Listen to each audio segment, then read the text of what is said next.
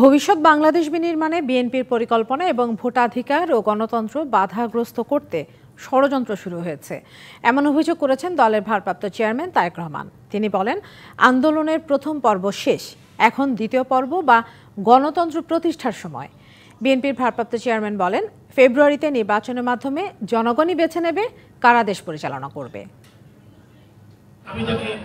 14 বছর পর সোমবার অনুষ্ঠিত হলো নওগাঁ জেলা বিএনপির দ্বিবার্ষিক কাউন্সিল। সম্মেলনে অংশ নেন দলটির কেন্দ্রীয় নেতারাও। দেশের স্বাধীনতা রক্ষার নির্বাচন, গণতন্ত্র ফিরিয়ে আনার নির্বাচন সামনে রেখে দেশের বর্তমান প্রেক্ষাপটে নেতাকর্মীদের দিক নির্দেশনা দেন বিএনপি স্থায়ী কমিটির সদস্য ইকবাল হাসান মাহমুদ টুকু।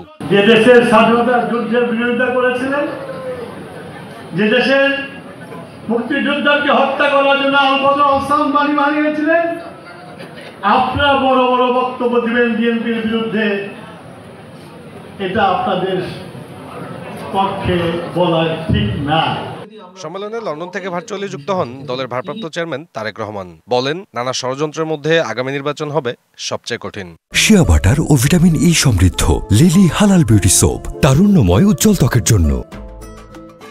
বিএনপির যেই প্রত্যাশা, বিএনপির যে পরিকল্পনা, দেশকে সামনে এগিয়ে নিয়ে যাওয়ার, মানুষের জীবনযাত্রা কিছুটা ভালো করার, এই পরিকল্পনা যাতে বাস্তবায়িত না হতে পারে তার জন্য কিন্তু ষড়যন্ত্র চলছে, ধীরে ধীরে তার জন্য ষড়যন্ত্র চলছে।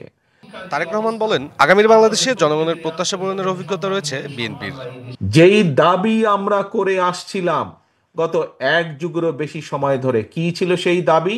সেই দাবি ছিল জনগণের রাজনৈতিক অধিকার প্রতিষ্ঠার দাবি, অর্থাৎ জনগণের দেশ এই বাংলাদেশ।